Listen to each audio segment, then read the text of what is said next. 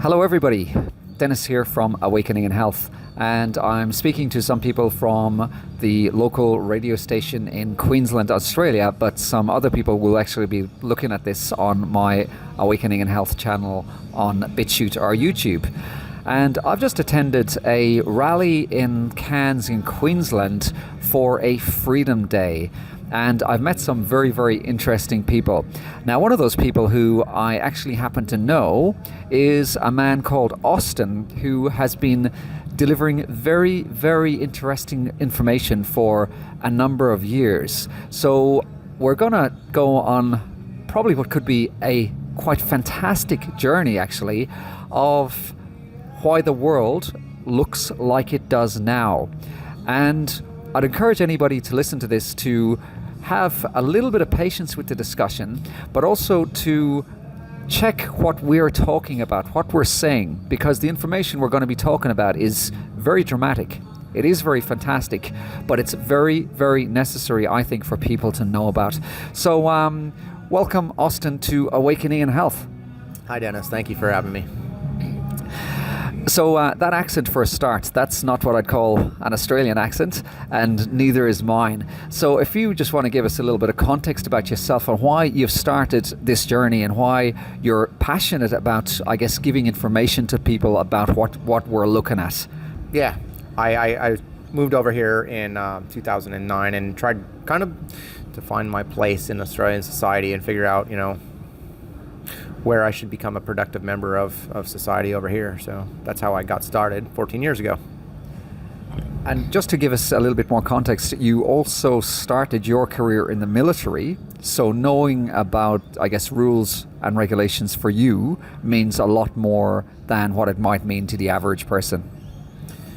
Yeah, so I started my career in the States after I got out of university. I started out as a firefighter and in the medical industry. Fire and medical over in the States are combined, paramedical, EMT, and firefighting and rescue. Then I wound up, after I did my civilian service there, I went into the U.S. military, the Marine Corps, which is the Special Forces branch of the U.S. military. While I served there, I got to know and understand a little bit more about military law and how it's different from civilian law, and they are two completely different worlds. But when I was serving overseas, I ran into an Australian woman, and we decided to get married, and that was my deciding factor to get out of the military life. I wanted to try and live a normal life again. Wound up moving to Australia in 2009, and when I moved here, I kind of wanted to know, how do I go about living my daily life, my normal life here in Australia, without getting myself in trouble. In America, I had learned our Constitution growing up. I had learned a lot about,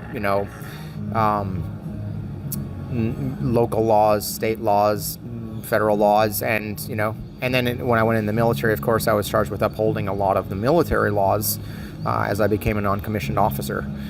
And then when I came to Australia, of course, I wanted to figure out where do I fit in all this. And I knew that some of the laws would be different, but I guess it's kind of been born into me and raised into me going along through my education in life of, being a law-abiding person and, not causing harm to people and looking after each other, and service to my community as well.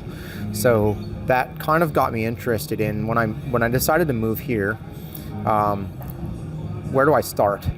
Okay, so I mean, I'm looking at this stuff as well for the last few years, and if any people who've listened to what I do on my show know the kind of, I guess, the direction I take the conversation in. But I think it's very important that somebody like myself maybe takes the position of where a lot of people who haven't dipped their toe into this area are. So I really want to hit you with some of the tough questions around this, to be honest with you, Austin, because the direction we're essentially going down, one, it's kind of fairly tedious, but it doesn't have to be. The second is when people get their heads around some of the simple concepts of what we're talking about, it's actually very, very fascinating. But the third is people like yourself could be deemed as far right. We hear these terms getting thrown around. So how would you defend yourself if I am to say you're some sort of conspiracy theorist, some far right person who is looking into law to challenge the government? Well, the first thing I might say is, far right, or maybe right so far.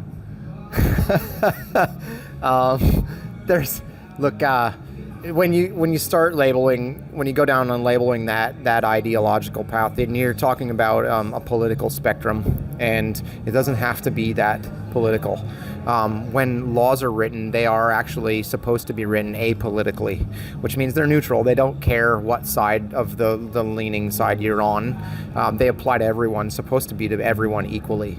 When I let me back up. I suppose when we look at the Constitution, I want to see, okay, that Constitution was written for everyone in this land, and it's not just written for one side of the politics, and the other party is excluded. It's written for everyone.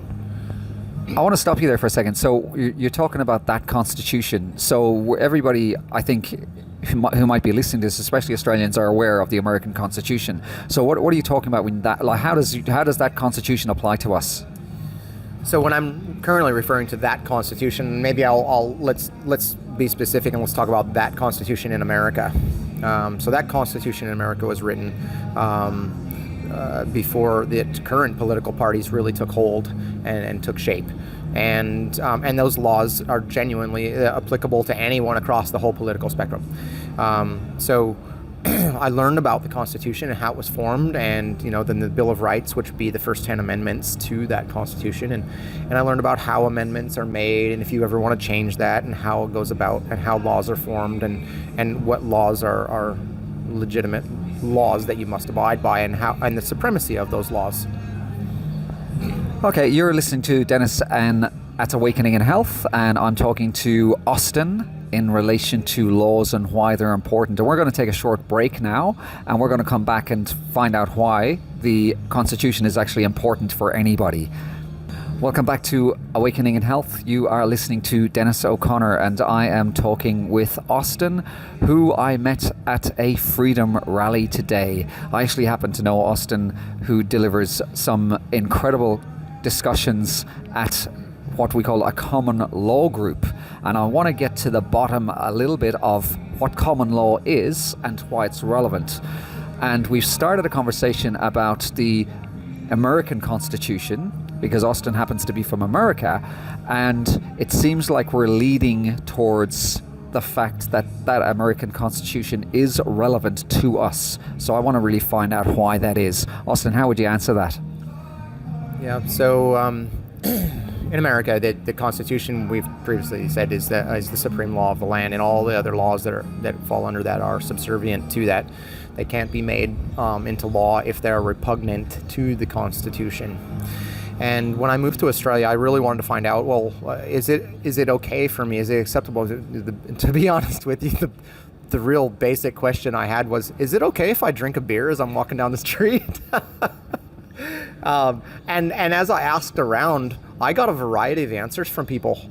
People would say, oh, well, yeah, just don't do it out, don't make a big scene about it, mate. Just put it in a little koozie thing or, whatever. And I was like, well, I don't want to break the law doing that, but is it okay? Is it legal? And they said, oh, well, it depends on where you're at. And I got a variety of answers. And then I was like, okay, well, I was thinking, what are the laws here? Because if I'm going to live here and make this my permanent home, I really don't want to be thrown in jail for something that I didn't know about, right? And so that's what really kind of got me inquisitive about this. And so I reverted back to what I learned in America, and I thought, okay, well, if I'm going to start with anything, let's talk about what's the big law, the big set of laws, and that would be the Constitution. And I said, and I started asking some around to some of my work coworkers and my family and here in Australia, and I said, does Australia, do we have a Constitution here? And to my surprise, actually, several Australians didn't know if we have a Constitution. And I was like, how do you not know? But other people that I asked said, yeah, we have a Constitution here. Australia has a Constitution. I said, okay, what's in it? And I couldn't get an answer. And for the most part, a lot of people would say, oh, you Americans and your Constitution. And I said, well, don't you think that's important to know what's in it? And so I started digging a little bit into that, and I found out that there is a constitution in Australia. In fact, later on in my digging, I found out there's 2 constitutions in Australia. Hang on a second. So, not only, I mean, most people will be probably surprised that Australia actually has a constitution, but you're telling me that there's actually 2 constitutions. I'm going to ask you how that works in a second, but I'm going to just throw down the gauntlet here. Why should anybody listening to my show, even why should I be listening to you? What makes you special? What makes, and again, I know there's a fallacy underlying here, which is the appeal to authority fallacy. So again, that blunt question, why should I listen to you? Well, to be honest, I'm a normal guy. I'm not, I didn't study any political science, and it was just a personal quest for me to understand, how do I fit in here without breaking the law, really, and I didn't want to cause any trouble when I first moved here, and so I thought, okay, well, let's go find out. And in America, that's how I would have found out, is starting at the top and say, this is the Constitution, and by the way, there's all these amendments to it. They're called the Bill of Rights. But over here, I know that the Bill of Rights doesn't exist, and I know that it doesn't provide any protections for people here, citizens or anything like that. And so I had I went digging, and I found out that there is a Constitution. And then I started looking at that Constitution, and I noticed on the front of it, the front page of it, that there's this seal that has a lion and a unicorn on it. And that I was like, well, hang on, that's the seal from the royal family over in England. And ding, yeah, hello, this is a Commonwealth nation. Australia is a Commonwealth nation. It falls under British authority. And of course, I'm an American, and we had rebelled, so we didn't carry that same seal in all of our legislation. And that was fought through a war. But I knew I knew a bit of history about Australia, and I knew that it was actually settled it was as a British penal colony. So prisoners were brought over from England, and they were put under guard by the British military here. And that's what pretty much started Australia as a Western nation. And so when I started looking into things, and I said, okay, well, that must be the symbol or the seal, if you will, that says that that's a lawful document. Okay, cool. I can go with that. But then I started looking around, and I was starting to dig a little bit more into other laws. And as my career progressed, I started getting into I started realizing that Australia is a very regulated nation. There's a lot of laws about telling you how you must do this and do that. And I started looking at some of those laws because at workplace especially, I didn't want to break the law. And then I started looking at them, and I'm seeing some of these laws that have this kangaroo and the emu on them. And I thought, that's different. Why is that different? And that's really what kind of got me digging a little bit more.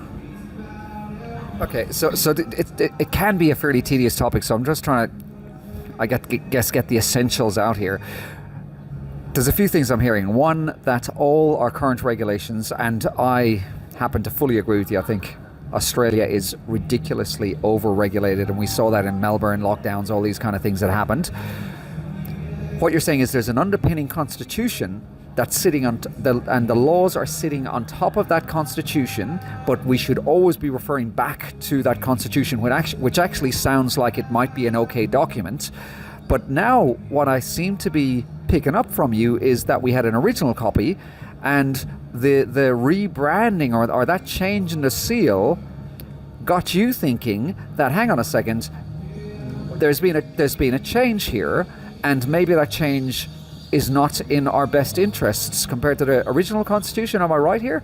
And if I, again, clarify if I'm not, but even more than that, then how does that relate to, why is, as opposed to this, I guess, oblique discussion, how is this affecting us now? What relevance? I want people who are listening to this, I want to understand why that's important.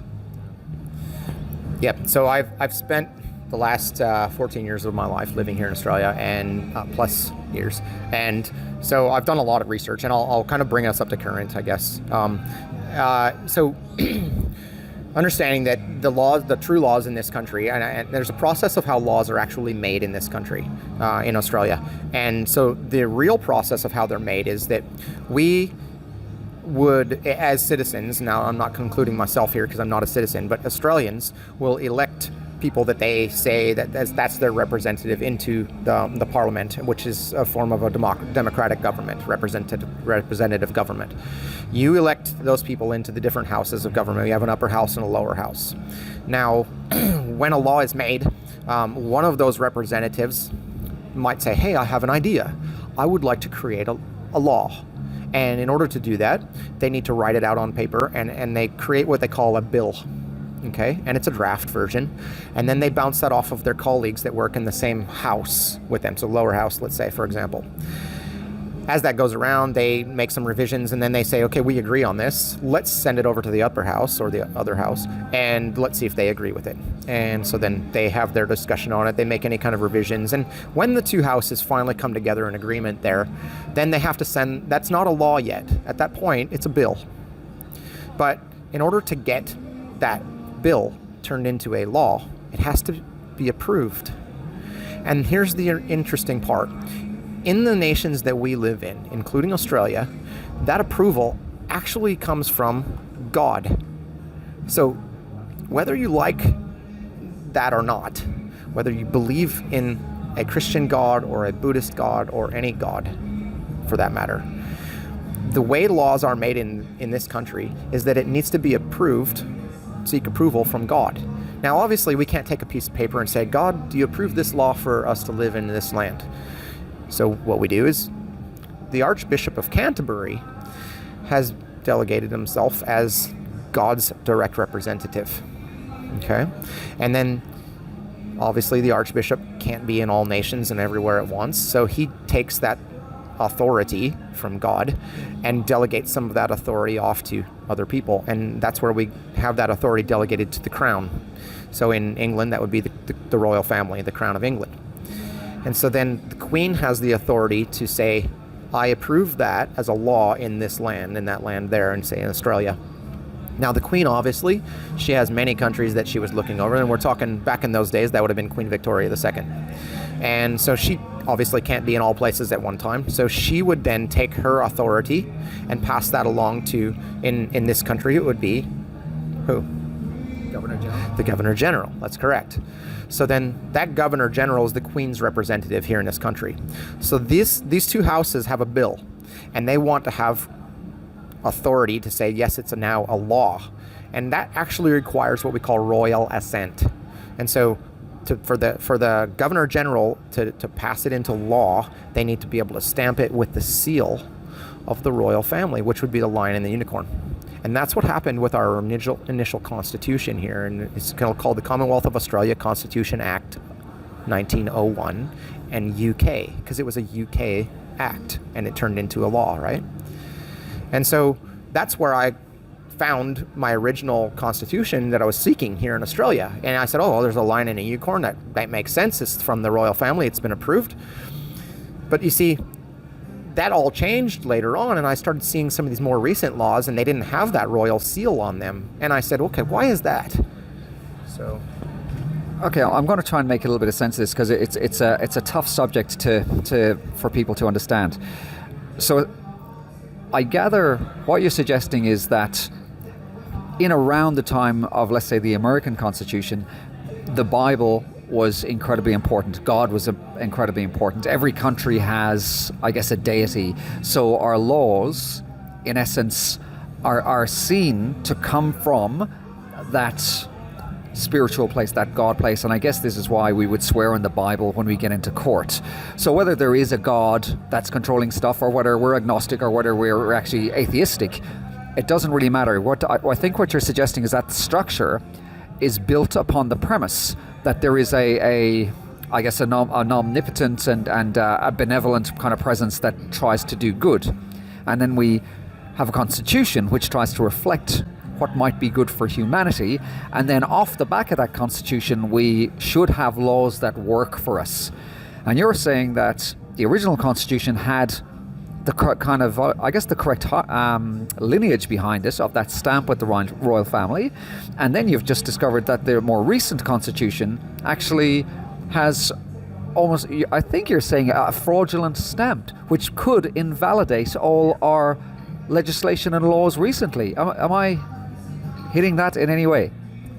So it's interesting you've deduced that already, but yes, that's in essence that's what I'm saying.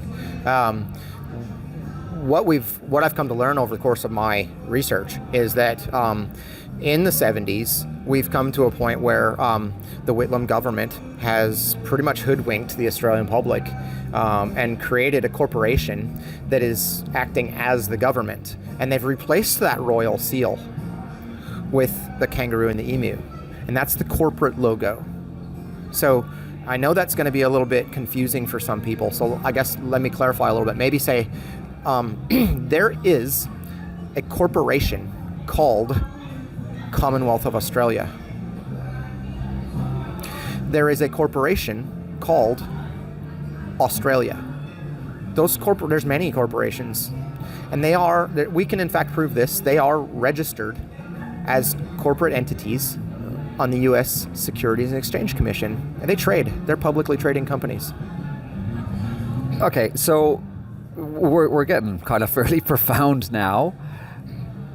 First of all, you're telling me that every recent law since 1975 or so is a fraudulent law because it has got an incorrect stamp on it. Okay, which has massive implications, obviously.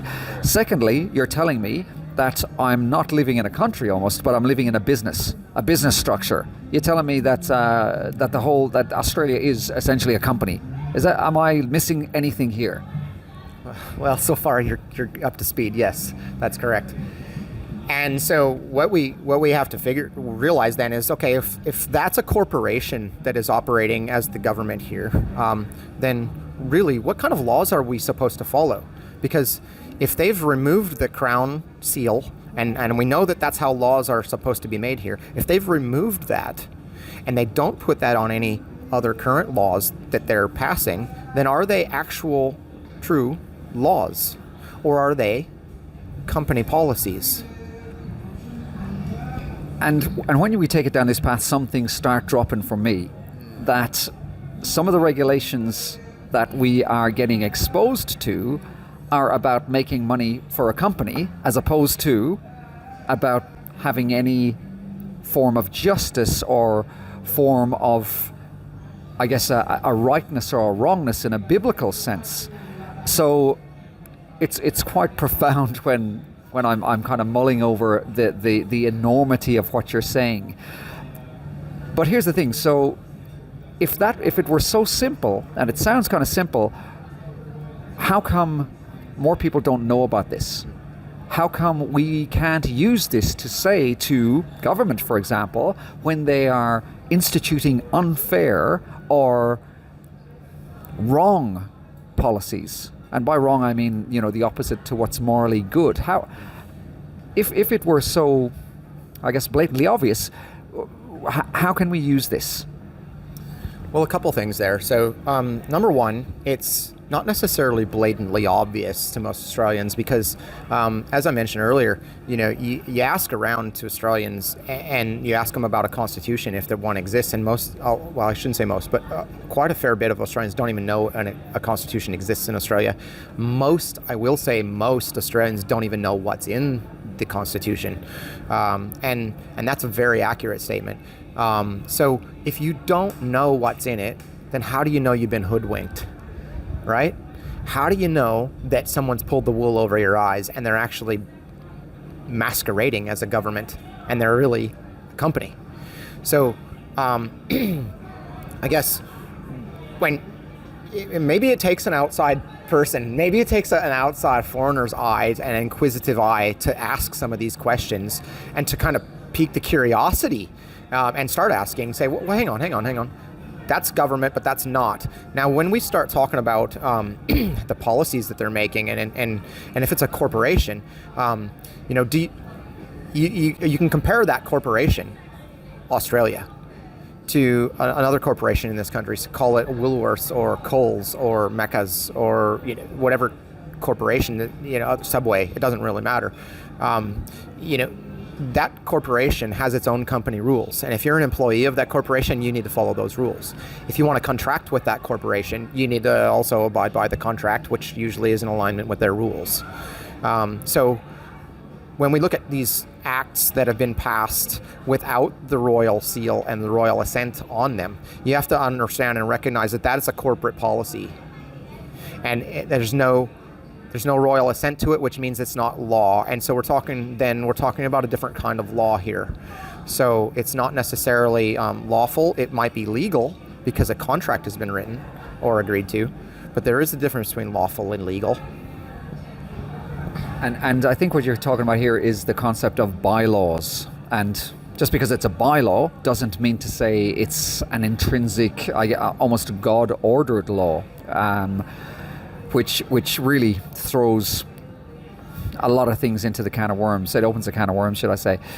Okay, why is this important? And I'm kind of steering the conversation a little bit towards something that I know you're familiar about, which is called Black's Law Dictionary. And the deception, I guess, that's been put in front of people. I'd love you to talk a little bit about that.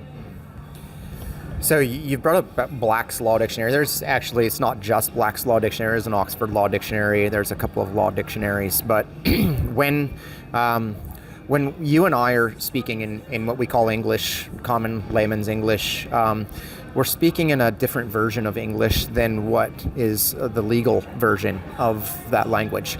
And so when we look at the courts and the government and these different organizations and how they operate, they're operating under a different version of the English language. And that is deeply rooted in the Latin language, believe it or not. So the words that they use come from a Latin origin. And it's funny that we don't teach Latin in the schools anymore. And it's funny that we don't teach the Constitution in Australian schools. I've spoken to many people from early 70s. They since then, they haven't learned that. Why is that? Well, if you keep someone stupid, they're easy to control. Right? And I'm not taking a dig at any Australians here at all, but, unfortunately, you've been kept stupid. You're saying ignorant more than stupid, because there's a lot of clever Australian people, but ignorance, and ignorance is not meant to be derogatory. It's okay. Basically a non-awareness of some facts, I'm guessing. Fair enough. Ignorant. I guess ignorance is when you're not aware. Stupidity is when you are aware and you go along with it anyway. So, yes. By design, all of the people here are being kept ignorant of the truth. They're being kept ignorant in the language that is spoken in the courtrooms and in law that's being made. You don't understand Latin, you don't understand the roots of the meanings of these words, and you think that you're speaking English, but you're not speaking the same English that they are. So slow down there, cowboy. How is this give us some examples here. I mean, that just sounds preposterous, that you're saying that I can be in a court in front of a magistrate, in front of judges and the prosecution or whoever, and I'm hearing English, but it's a foreign language. Is that what you're trying to say? I need some examples of this. You need to be telling some of the listeners here about what you mean. All right, so I'll give you two examples. The first one, we'll talk about the word mandate, and the second one, we'll talk about the word corporation. So mandate, when we hear that word, that's been used a lot over the past few years. We know all about the mandates that came down with COVID. Lockdown mandates, mask mandates, jab mandates, all of it. The word mandate, when a normal person hears that word, they think, I must do this because they're telling me you have to. It's a mandatory thing. You have to do that. And when you look in a law dictionary, though, there's in the Black's Law Dictionary, for example, there are 4 different definitions for the word mandate. The first 3 definitions relate to superior courts issuing orders to lower courts, and they must follow those directions. But when it comes to people like you and I, the 4th definition in the Black's Law Dictionary tells us that a mandate is an offer to contract. It's a gratuitous offer to contract, which means if you agree to those terms, you're not going to get compensated for it. We're not going to pay you for it. We're not going to give you any benefits for it. But so the mandator would, in the case of all those mandates that we had with COVID, that would have been the government. The mandator offers a contract to us as the mandatee. And that contract is gratuitous. They're not going to reimburse us. They're not going to give us any money for it. But it only becomes valid when you agree to it. Okay, so what you're saying is the mandates were actually a contractual offer, and we have a right to refuse. So then how come we couldn't refuse, or how come people couldn't refuse with these mandates? How come they were locked up, they were put in jail? And actually, before you tackle that question, you said the other word, corporation. Explain that first and then follow up. Yeah. Right. So let's talk about the word corporation. So we'll stay on track here. Corporation. We commonly, in what we think is English, we would say a corporation. Well, that's a company at a certain level of registration. That a business becomes a corporation, and there's a lot of technicalities we can dive into with that. But when you break it down into the Latin language, it's broken into two words: corp and oration. And corp meaning corpus or the dead. And oration means to speak. So when you talk about a corporation, that is speaking, it's a dead language. This is the dead speaking. And so when you think about, how does that translate into what we know today? Well, a corporation is actually not a live entity. It's not a living man. It's not a living woman. It's a dead entity. And so when they conduct business, that corporation is speaking in a dead language. It's the dead speaking. And so if we can kind of understand that that's just by way of example, but there's a lot of trickery in the language that they're using with us. So, and this almost comes back to, I guess, that biblical context of speaking with the dead. It almost sounds like there's a spiritual or an occult feeling behind what you're saying. I want to leave that for a second, but I want to then go back to my other question, which was how, I guess, this is being used against us, and why aren't people aware of this, or how can we use this to benefit ourselves, I guess? Yeah, so let's go back to that word mandate again, right? And we heard plenty of times from the government on TV and on the news that there's these mandates that are in place.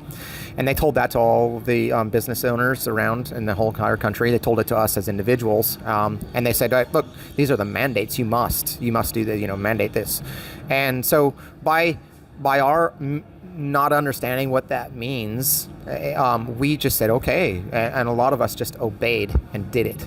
And that obeying, that agreement to that contract, that offer of contract that they gave to us, locked us into a contract.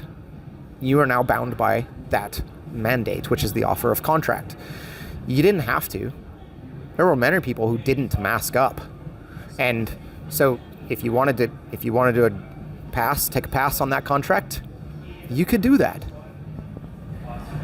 So really, we've been educated with our understanding of words to comply because we actually don't know the real meaning of the words that are actually spelled out in dictionaries like Black's Law's dictionary, and because of that we're almost under a spell of compliance. And if enough people had been aware of that, then we may not have had the outrageous things that were happening in Australia. Is that a fair way of framing that?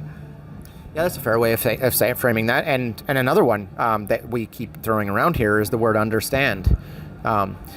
To understand means you're standing under the authority of that person. So, for example, by way of example, if you ever have an interaction with the police here, who are the policy enforcers of the corporation, government, they will talk to you, and at the end of whatever they're trying to tell you, they'll say, "Do you understand?" And if you agree and you say, well, you commonly think, well, that means, yeah, I comprehend what you're saying. If you say, yes, I understand, well, what you've done through trickery of language is you've said, I stand under your authority. And so anything that they've told you, you now stand under that. You have basically given consent to whatever they have told you and that they're going to tell you. You stand under their authority. Very interesting stuff. We're going to take another little break here, and we are going to dig a little bit deeper into this. I'm talking with Austin, who is a student of common law, and we're listening to this possibly on Cairns Local Radio and a few other platforms, and we shall be back very soon. Welcome back to Awakening in Health, and you are listening to Dennis O'Connor, and I'm talking with Austin, who is educating people about common law and why it's important. And we're going to do a little bit of a synopsis of the conversation so far. is that Australia has a constitution. Not only that, it's got two constitutions. And it seems to be that the second constitution has an element of fraud about it. And not only that, but the legal system is speaking a language that looks and sounds like English, but it's not. And if we refer to something called Black's Law Dictionary, we understand, and again, Austin's explained about the word understand, there's different meanings to the words that we think are in plain English. So this is very, very profound information, and there's a lot of people doing very diligent work in discovering this and understanding this or comprehending this information. For the majority of people, they're not going to end up in court, maybe. Actually, there's even a caveat to that if we see what happened with people who were good people in Melbourne, for example, during the last 3 years. But is there a bigger picture here, Austin? Why again, is it important for people like me, people like you, to be aware of this, I guess, hidden language? It almost sounds like that typical conspiracy theory type stuff. What's going on? Why are you passionate in giving us this information? Yeah, so you've mentioned that majority of people, normal people, won't end up in court. And, I'm going to challenge you a little bit here, Dennis. And now I'm going to ask you, outside of Australia, look around. What's going on around the world right now? You look over in America, and in my country, and I keep in touch with what the current events are over there, but January 6th, the people who were outside of the Capitol building, or some of them that went in, are now sitting in prison and for taking a tour through the White House. You've got the current... Hang on. So the tour through the White House. This when I'm looking at CNN, NBC, all these channels, was I've heard it compared to 9/11. So, and I've heard the same kind of discussion on Australian media. Can you just expand on that slightly? Yes. So, first thing I'm going to tell you is turn off your news, turn off your TV, because what you're being told there is a controlled message. You have to think about this. Who do you listen to? The media corporations in Australia. I don't care if you're listening to 9 News or 7 or 10 or whatever network you're listening to, even Sky News, it doesn't matter. Who are they owned by? Whoa, okay, so people in general will find it hard to believe that, I don't know, Rupert Murdoch or Kerry Packer or whoever owns these corporations has an agenda against us. So obviously they're, to most people's thinking, are controlling the narrative. Are you suggesting that they're controlling the narrative? I'm not only suggesting that they are controlling the narrative, but I'm suggesting that who pays them? Who pays them? Your advertising companies. And who are they? And I'm not talking about companies like Bunnings and companies like, I don't know, any of these, the Chemist Warehouse in Australia. Who are the major industries that pay those news organizations? And these news organizations, they're not only Australian owned. Rupert Murdoch, how many news organizations does he own around the world? Right? All of our news organizations, the mainstream media around the world, are owned by a handful of people. And if you think for 1 minute that those news organizations are going to say something bad about the companies that are paying them, then you're mistaken. You think about what companies are paying them. Well, let's talk about it. Let's ask that question. Big pharmaceutical companies, number 1. Number 2, big food companies, big petro companies. These are companies, these are not just companies, these are industries far beyond the scope of Bunnings, Chemist Warehouse, any of these other small, piddly, they're not small, but in this grand scheme of things, if you're taking money from big pharmaceutical companies, are you going to allow your network to then turn around and talk bad about them? So essentially, you are saying that the networks are owned by these organizations, especially the pharmaceutical companies. Is that what you're saying? Right, I'm going to tell you right now, those networks are beholden to what those pharmaceutical companies want them to say. And not only the media companies, but the government. The government takes money from them as well. Right, so let's talk about one of the main issues that we've had to deal with over the last 6 years. Okay, COVID. Pretty easy, right? You have most everyone in Australia, I'll venture to guess, most everyone in Australia has some sort of idea and inkling in the back of their mind that didn't go down the way it should have. There was something that was wrong there. Why are they telling us that they've got this disease that was having people drop dead in the streets of China, and that they were welding people into their homes? That's what we saw on the media. They were welding people into their homes in China as people were literally dropping dead in the center of the streets in China. They put that on the news. And they said, this is coming to your country. And so our governments, in lockstep, played a role in rolling out what they called control measures. You're going to wear a mask. We're going to lock you down into your homes. Then later on, it turned into, we have the cure. In record time, we have the cure. We're going to inject you with this, they call it a vaccine. Right? Who came up with the vaccines? Who's paying for all of that advertising? Who's paying? Did we ever see people dropping dead in the streets of Australia? Ever?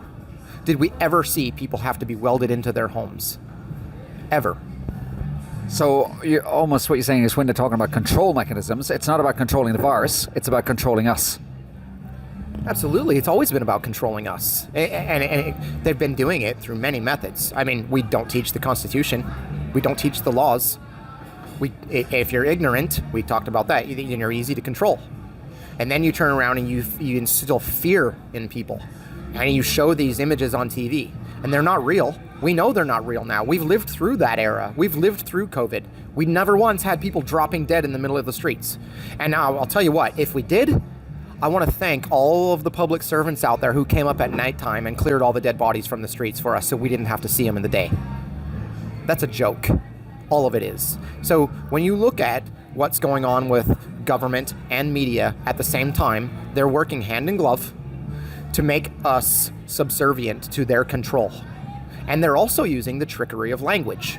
And then when we want to fight back with it, they're using a different language so that we are unaware of how to legitimately fight them back. I really like how you tied that back into, if we don't understand the root of where a lot of these laws, legalities, legislations are coming from, we have no hope. But when we start to, start digging and look historically about how things have been created, we can have a little bit of an edge about some of the controls again that are being forced upon us. And I really liked what you did there, Austin. You've if you were just to get straight to the point there, I can see how people would think that you are a classical conspiracy theorist. But I think what you've managed to do is really put together a very solid case for us to be at least incredibly suspicious of what's going on a local scale, but how that's being maneuvered and manipulated on an international scale. And I don't want to put words into your mouth, but I'm almost hearing you say that there are moves afoot that cross borders that essentially are putting us in a very dangerous and precarious situation. Yeah, that's right. So, look, this dabbles in a lot of different areas, and you can take it down several different paths.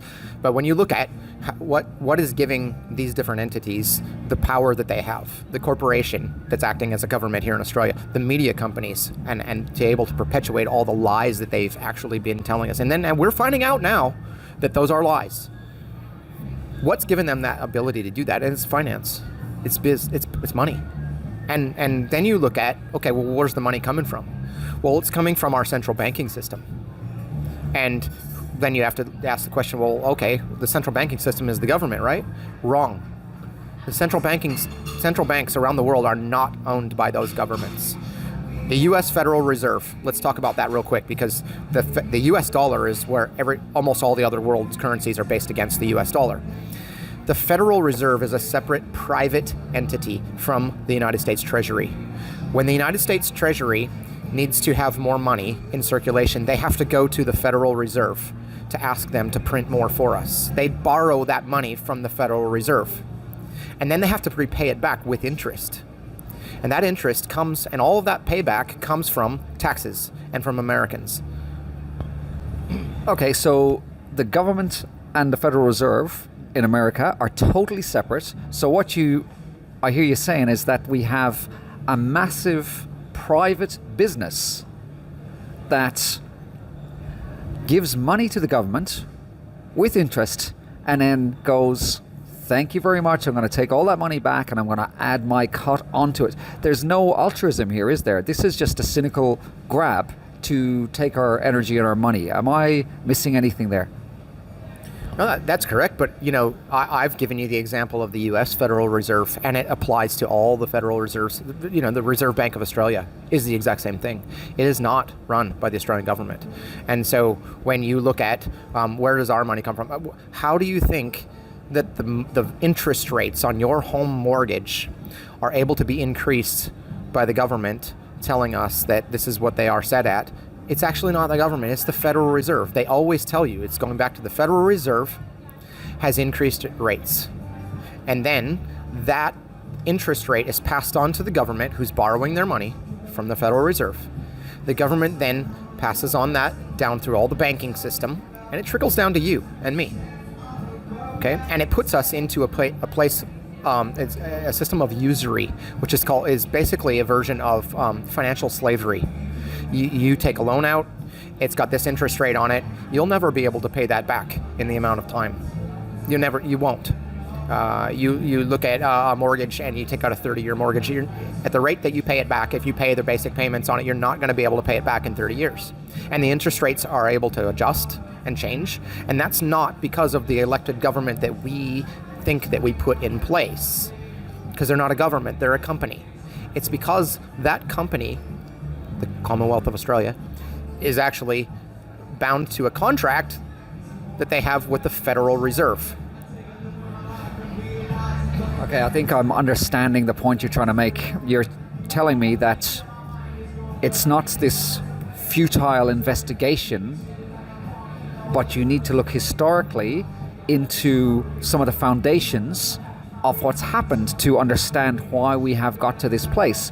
And I think also what you're saying is that it's no accident we see ourselves where we are. It almost seems like you're saying that this was a very planned and deliberate journey in order to make corporations richer off the back of people like you and me, who essentially are slaves to the system, and it's been deliberately created that way. And then when we look at the structure of language, the English language based on Latin, we realize that even the language itself has been used to brainwash us into this acceptance of this trap, I guess, we see ourselves created in. And it seems as well that you're saying that this is not just a kind of a far-off picture that's oblique to us. I seem to sense urgency in what you're saying, and that we're seeing different countries around the world who are being dramatically affected by this in very adverse ways, and maybe you're saying that, I don't know, we've got to be looking at this stuff, getting onto it, and wake the hell up fast. Yeah. So really,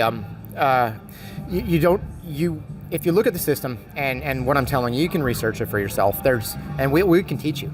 We can teach you. We do teach that. All of this stuff. We teach you where to go to find the information and document it. It's all publicly available.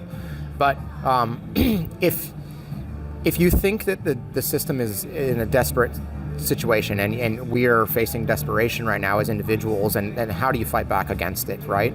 The first thing you need to do is understand that there is this system in place. There is this other language in place. There is this, and where do you fit into that system? What's your role? What role do you play when you go in and you speak to a magistrate in a courtroom? What role do you play when you talk about having your rights, your sovereign rights? If you don't know the system, then you can't fight back against it.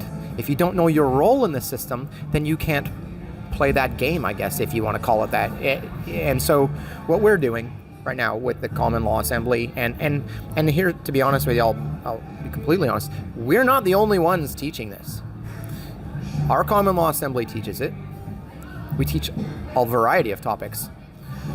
But throughout the last, probably, I'd say 6 years, there's been what a lot of people are calling the Great Awakening, where people around the world are now understanding and exposing all of this corruption in their own countries. This is not just Australia. This is not just America, United States of America. We're coming to find out that this actually is happening in almost all countries around the world. And the people are genuinely figuring out ways that they can fight back against that corruption. They want their rights. They want their rights. They want to be able to live peacefully with each other. You know, that these corporations, they want to sow divisiveness into us. They want to throw terms around like racism and gender associations. That's throwing divisiveness into us. They create these endless wars where they're making money and we're killing ourselves. Right? They're keeping us suppressed. They're keeping us distracted from how we can really fight back. And what we need to do is see past that. See that? That's the whole thing about the voice in Australia. They think that they're going to give Indigenous Australians a voice in Parliament. Are you kidding me? The Indigenous Australians, this is their land, right? They should be giving the Westminster government a right to rule in this land. What they've done is they've flipped that. And they want us as, well, I should say Australians, to turn around and say, well, we'll give you guys back the right to have a voice in our parliament. That's completely backwards from where it should be. So that they're using all of these different distractions to keep us suppressed, and to keep the fight down at a lull. Okay, that's all mind-blowing stuff. And even when I hear, you know, I happen to know a fair bit about this, but I think it's important to play that devil's advocate role, because I know some people out there are not as familiar with this stuff. If you had to sum it up in about 10 seconds or so, Austin, what's the purpose of this chat? Why are you here? Why are you doing what you're doing? Why are we talking? Well, right now, the world is in a war, and traditional war these days doesn't exist. It's not guns and bombs. It's actual intelligence and information, and whether you like to admit it or not, that's why we have all this differences of opinions and people fighting against each other. And there are good versus evil forces fighting in this war. A lot of people are now coming to recognize that some of the organizations in this world are evil, and they have evil agendas, truly, and they're trying to figure out how to fight back. And I guess our mission, our goal, is to try and teach people about the ins and outs, the nuances, and about how the system is set up in the first place. And like I said before, you can't fight back unless you know how the system is already set up. And then you have a choice to either fit yourself into that system and tweak it so that you're in a different role, or step outside of that system, or create a new system and leave that other one in the dirt. Leave it in the past. Let it go. Austin, I applaud your diligence and your passion, and I guess taking that forefront of finding out about a lot of this stuff and shortcutting people to getting some of this information. I love what you said.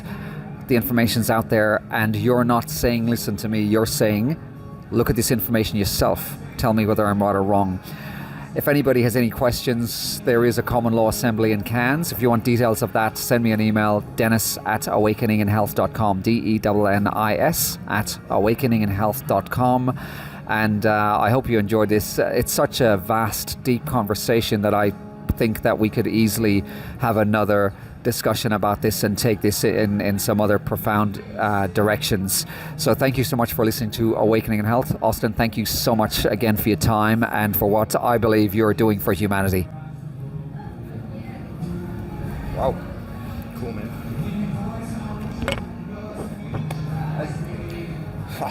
So that could go for like 4 more